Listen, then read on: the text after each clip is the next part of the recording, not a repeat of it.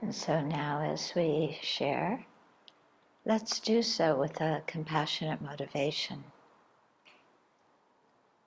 So we can learn from each other and then use what we learn to increase our kind heart, to open our heart and reduce the judgmental, critical mind.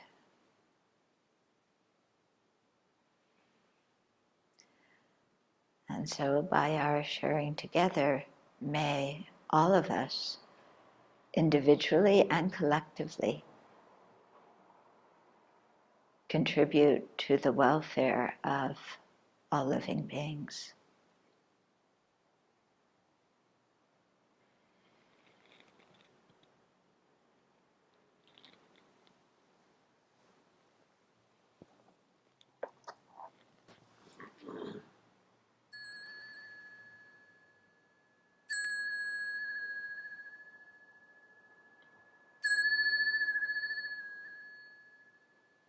So at the very beginning of the service, Lyman spoke about wisdom and knowledge.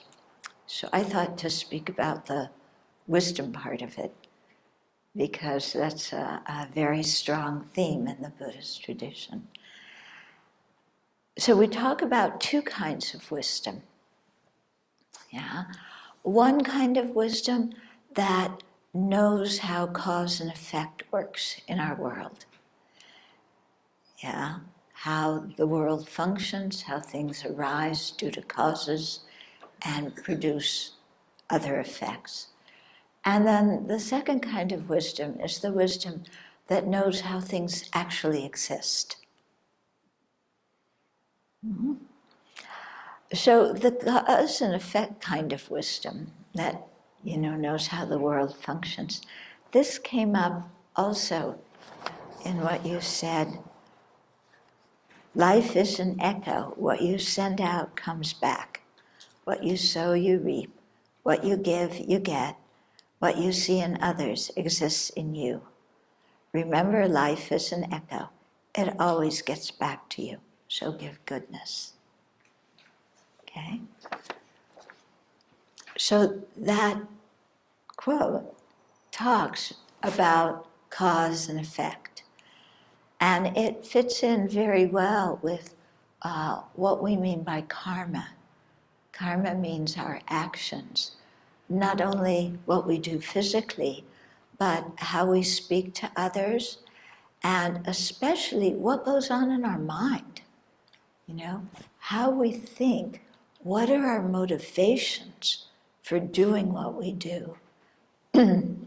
Because whatever we say, whatever we speak, whatever we do, these are causes that bring results. And some of the results come very quickly. Yeah, we can see that if we're a pleasant person, people respond to us in a pleasant way. Yeah, if we're nasty and rude, people stay away from us or they respond in the same way. But when we talk about karma, it's not just the immediate response from our actions, but our actions leave, like, for lack of a better word, like an energy trace in our mind. We call it karmic seeds. And then when these seeds, these energy traces from the actions we've done, when they meet the appropriate conditions, then they ripen into what we experience. Yeah, the situations we encounter, and often the feelings, the internal feelings that we have during those situations. So whenever something awful happens, we always go, why me? And when something good happens, we never say, why me? But both the pleasant and the unpleasant things arise due to our previous words, thoughts, and actions. In other words, we create our experience. And so, like I said, some actions bring quick results, but they all also bring long-term results. Okay? And so from one life to the next, we may create the cause in one life, experience the result in a next life.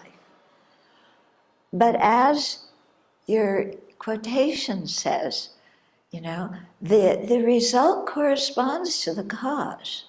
You know, if we're kind, kindness comes our way. If we're nasty, nastiness comes our way.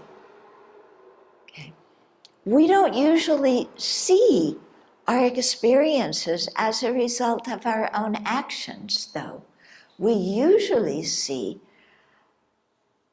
think of the world as something outside of us that does things to us. Yeah, not that we're part of creating our experiences, but, you know, why am I miserable? Because that person criticized me. Whereas if we understand karma, why am I miserable? Because in the past, I criticized others. And now, it's coming back my way. So it really isn't what the other person did to us that's the principal cause. It's what we did, the energy we put out into the world before that. Yeah. So this is a very useful way to think when unpleasant events arise. Because if we don't think like this, then we get angry at the people around us and blame them for our unhappiness. And we all know what happens when we get angry and blame other people. Yeah. They say, oh, I love you so much, I'll do whatever you want. Oh, our fantasies, we dream. No, they don't respond that way, do they? Yeah. So, you know, to really be careful with what we put out into the world, because it creates the situations that we encounter. When we encounter pleasant situations, we're here today with a group of friends, with people who have the same spiritual interest. We've all had enough to eat. It's the beautiful summer day. Amazing that we're all here inside, isn't it? But why do we have this kind of good situation around us? Yeah. Well, because in the past, we were generous, yeah, we were helpful, we were kind. We restrained our mind that tends to judge people. Yeah, we restrained our mind that likes to create an in crowd and an out crowd. You know, my group and others. Yeah, which that viewpoint, which is really, unfortunately, so prominent in our country now. Okay, but the more that we can act really from our heart with a motivation that actually cherishes others, not one that says, oh, I love everybody, they're so wonderful and love is the way, until they do something I don't like. Okay? So not just to talk about love, yeah, but to transform our mind into love. Yeah, to do something with our anger, with our judgmental, opinionated mind. that says everybody who agrees with me is good and everybody who doesn't agree with me is bad. Okay, but to open our heart and really see that even the people that we don't agree with and that don't agree with us, yeah, they all want happiness and not suffering, just like us. We're not that different. And if we leave politics aside and just come back to basic human relationships, we can share and be kind. Yeah. And so can they. Okay? So that's, understanding that, how our experiences come about and how we create their cause is the wisdom of karma and its effects, how the world works. Okay? And the world works very much on cause and effect, doesn't it? I mean, we live our lives by cause and effect. So talking about karma and is another way of talking about cause and effect, even though the cause can be created in one life and the result in another life. Then the second kind of wisdom is knowing how things actually exist. What is their real mode of existence? Okay? So cause and effect talks about how things arise and change and function. And therefore, they're all impermanent. They're all transitory. Because anything that arises due to causes is not fixed. Yeah, because causes change. They produce results. And those results become the causes for other results. So everything in our day-to-day life is constantly changing. Yeah.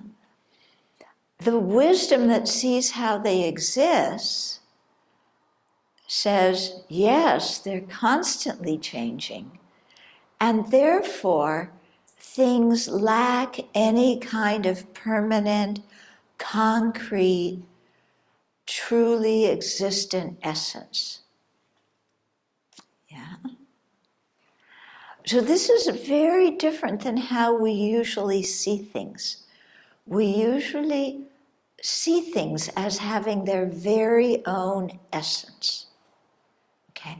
Like when we see other people, we think, oh, there's a real person there with a real personality. So-and-so is like this, and that person is like that. Yeah, isn't that the way we talk about people? As if they have fixed personalities that are not going to change. And okay, that person's an angry person, nothing to do about it, you just have to endure them. Or if we have a temper problem, we say to others, well, I was born as an angry person, nothing to do, you just have to put up with me. Really? So this wisdom of the ultimate nature is saying, actually, there's nothing fixed and concrete about any of us. Yeah? There's no inherent essence. There's cause and effect, arising and ceasing, constantly changing. Yeah? And so that calls for us to look at things in a much lighter kind of way, instead of saying, oh, they're really like this. Okay? And hold things in a lighter way. Oh no, they're constantly changing. They don't have an essence. Okay? So this can really help in our political climate nowadays, where things are so polarized and there's so much kind of anger, not just floating in the air, but tweeting in the tweets. Yeah? And it's like everybody has license to just throw their anger out into the universe without really caring how it affects anybody else. Okay? But if we think about cause and effect, yeah, one person's anger can affect a lot of people. One person's peace of mind and inclusiveness can also affect a lot of people. We have a tendency, the people who are angry, to say, "Ugh, look at them." You know, as if their nature were anger. Yeah, their nature is lying. Yeah, they never tell the truth about anything. Yeah, and to see that actually people are ongoing processes. They aren't fixed personalities. Yeah, which means that there's hope for change. Yeah, it means that when any of us meet different conditions, we can change for the better or sometimes for the worse. Yeah. But I think this way of seeing that people don't have a fixed core or essence enables us to really expand our vision of who we think they are. Yeah, they aren't just who they appear to be right now in front of us. Okay? There's much more, and they can change. Okay? So that gives us a much more hopeful attitude with which to look at people, and with which to look at ourselves too.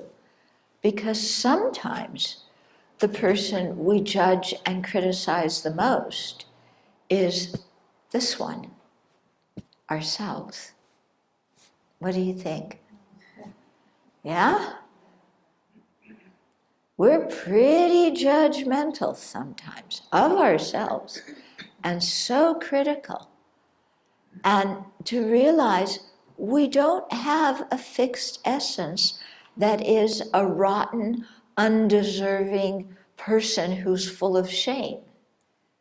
That idea we have of ourselves is simply an idea we have of ourselves. It's not the reality of who we are.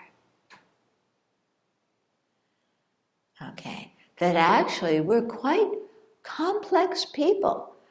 And yes, we have faults, but we also have good qualities. And yes, we've made mistakes. And yes, we can learn from our mistakes. We can make amends. We can repair things. So there's no reason to get so down on ourselves and so critical about ourselves. Yeah. But to really see our potential, bring that to the surface and act according to our potential.